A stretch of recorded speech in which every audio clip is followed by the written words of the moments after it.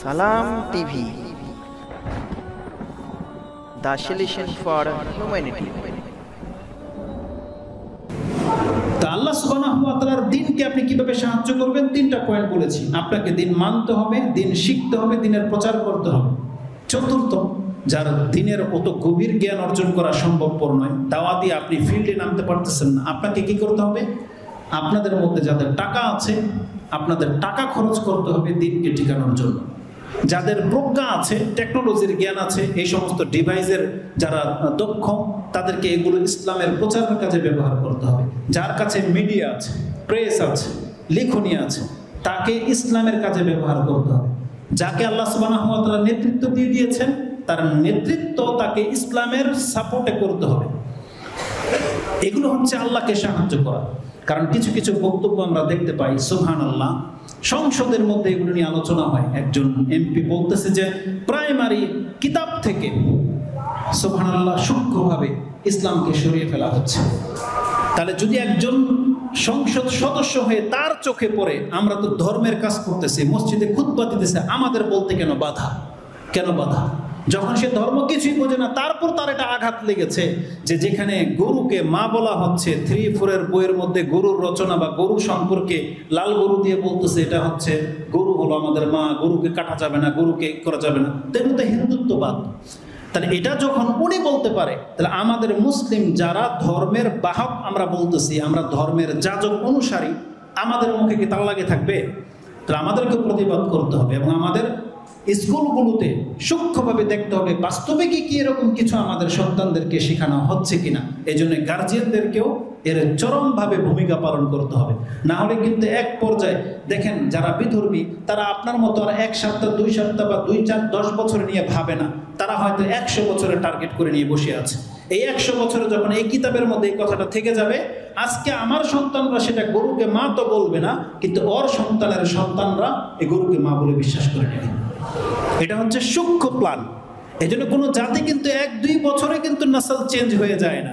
আমরা যারা বেঁচে আছি, আমরা হয়তো এটাকে অ্যাকসেপ্ট করতেছি না, কিন্তু এই কথাটাই বইয়ের মধ্যে লেখা থেকে গেলে আজ থেকে 50 বছর পরে এটাই প্রতিষ্ঠিত হয়ে যাবে যে গরু হচ্ছে আমাদের মা, প্রতিষ্ঠিত হয়ে যাবে।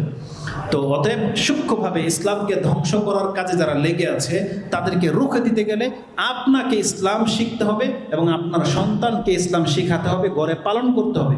যে বাচ্চা বিসমিল্লাহ বলে খেতে হয়, ডান হাতে খেতে হয়, বসে খেতে হয়, সালাম দিয়ে ঢুকতে হয়, সালাম দিয়ে কথা বলতে হয়, বড়দেরকে সম্মান করতে হয়, এগুলো হচ্ছে ইসলামিক আদব। এগুলো যদি আমরা আমাদের সন্তানদেরকে না শেখাই, এই ধর্মে একদিন কিতাবেই থেকে যাবে, এগুলো সমাজের কোনো প্রভাব পড়বে না। অতএব আল্লাহর দ্বীনকে সাহায্য করা মানে হচ্ছে আল্লাহর দ্বীন পালন করা, আল্লাহর দ্বীনের হেফাজত করা এবং আপনার অর্থ সম্পত্তি যা কিছু আছে সেগুলোকে ব্যবহার করে ইসলামকে টিকাতে হবে। আপনার কি মনে হয় এই যে প্রতিষ্ঠান, এটা কি এমনিতে ঘুরে গেছে? ওই যে কাল্পনিক ঘটনা যে রাতারাতি ওই যে গাইবে উঠে গেছে, এমনটা হয়েছে? কোটি কোটি টাকা লাগতেছে, কোটি টাকা জায়গার দাম, কোটি টাকা লেগে যাবে আপনার এটার বিল্ডিং কি করতে, প্রতিষ্ঠিত করতে। এটা আপনাদের টাকা, এক একটা করে টাকা জড়ো হয়েছে এখানে, এক একটা করে টাকা। চিন্তা করা যায়, কারণ আমরা একটা মসজিদ করতেছি, তাতে বোঝা যায় 1 কোটি টাকা বর্তমান সমাজের অনেকের কাছে কিছুই না। কিন্তু যখন আপনি বিকাশ নাম্বারগুলো দেখবেন, ওই ডোনারগুলোকে দেখবেন, যারা দিয়েছে 10 টাকা, 100 টাকা, 200 টাকা, 500 টাকা, আপনি জমা করেন, 1 কোটি টাকা জমাইতে আপনি পেরেশান হয়ে যাবেন। আপনার যখন দেখবেন যে কেউ 20 টাকা দিয়েছে, কেউ 100 টাকা দিয়েছে, আর আপনাকে 1 কোটি টাকা পুরা করতে হবে তাদেরকে নিয়ে, তখন আপনি চোখে শুধু অন্ধকার দেখতে পাবেন। 1 কোটি টাকা কিন্তু কম নয়। কিন্তু আলহামদুলিল্লাহ এই দেখেন 10 টাকা, 20 টাকা, 100 টাকা দিয়ে আলহামদুলিল্লাহ এখানে প্রতিষ্ঠান হয়ে গেছে। তাহলে যার যতটা সামর্থ্য আছে তারা ততটাই তো দিয়েছে। এই জন্য আপনাদের কাছে আমাদের ওইটাই আবদার থাকবে, যার যতটা তৌফিক আপনার ততটা দিয়েই এই ধরনের প্রতিষ্ঠানগুলোকে টিকাতে হবে। কারণ এই ধরনের প্রতিষ্ঠানগুলোর দাবি হলো যে আমরা আমাদের দ্বীনের হেফাজত করার কাজে লেগে আছি। কারণ আমরা মানুষকে কোরআন সুন্নাহ দিয়ে ডাকি, আমরা মানুষের কাছে ওটাই প্রচার করে যেটা আল্লাহর পক্ষ থেকে দ্বীন হিসাবে এসেছে। কারণ কোরআন সুন্নাহর বাইরে এটা ইসলাম নয়, এটা হচ্ছে বাপদাদার ধর্ম, বিভিন্ন থিওরি। আপনাকে আল্লাহ সুবহানাহু ওয়া তাআলা কোরআন হাদিস প্রচার করতে বলেছেন, ওটাই হলো ইসলাম। আর যার সেই কোরআন হাদিসের জ্ঞান নাই, আল্লাহর পক্ষ থেকে একটা ধমক দেওয়া হয়েছে, যেটা আপনি সূরা বনী ইসরাইল 17 নম্বর সূরা 36 নম্বর আয়াতে পেয়ে যাবেন। আল্লাহ বলেছেন লা তাকফু মা লাইসা লাকা বিহি ইলম ইন্নাস সামআ ওয়াল বাসারা ওয়াল ফুআদা কুল্লু উলাইকা কানা আনহু মাসউলা। যার জ্ঞান নাই যেই বিষয়ে, তাহলে সেই বিষয়ে যেন সে কথা না বলে, কারণ তার এই শ্রবণ শক্তি, তার দৃষ্টিশক্তি এবং তার অন্তর কাল কিয়ামতের মাঠে পক্ষে এবং বিপক্ষে সাক্ষী হয়ে দাঁড়িয়ে যাবে। আর জ্ঞানবিহীন যদি কোনো ব্যক্তি কথা বলেন, তাহলে সেটা ইসলামের পক্ষে নয়, বরং ইসলামের বিপক্ষে কিন্তু চলে যাবে। তখন আপনি আল্লাহর সাহায্যকারী না হয়ে আল্লাহর শত্রু রূপে আল্লাহর সামনে দাঁড়াবেন, এটা কিন্তু খুব কঠিন হয়ে যাবে। এই জন্য দিনের হেফাজত করতে হলে দিন শিখতে হবে, এটাই আমাদের দাবি। এইখানে কমপ্লেক্স যেটা হবে, আমাদের এটাই দাবি, আমরা আপনাদেরকে দিন শেখাবো, যার বিনিময়ে আপনারা দিন পালন করতে পারবেন। আপনাদের সাথে থাকা একান্ত আমাদের কাম্য।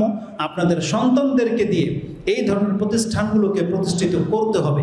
অতএব আল্লাহ সুবহানাহু ওয়া তাআলার কাছে আমরা দোয়া করি, এই প্রতিষ্ঠানকে প্রতিষ্ঠিত করার লক্ষ্যে যারা কাজ করে যাচ্ছেন, আল্লাহ তুমি তাদের মেহনতকে কবুল করো। আল্লাহ যারা সাহায্য সহযোগিতা করেছেন এবং যারা অঙ্গীকার করেছেন যারা এই প্রতিষ্ঠানকে আগে নেয়ার জন্য, তারা দৃঢ় প্রত্যয়ভাবে আমাদেরকে সাহায্য সহযোগিতা করবেন, আল্লাহ তুমি তাদেরকে তৌফিক দান করে এবং কবুল করো। আমিন ইয়া রাব্বাল আলামিন। সুবহান রাব্বিকা রাব্বিল ইজ্জাতি আম্মা ইয়াসিফুন ওয়া সালামুন আলাল মুরসালিন আলহামদুলিল্লাহি রাব্বিল আলামিন। আসসালামু আলাইকুম ওয়া রাহমাতুল্লাহি ওয়া বারাকাতুহু।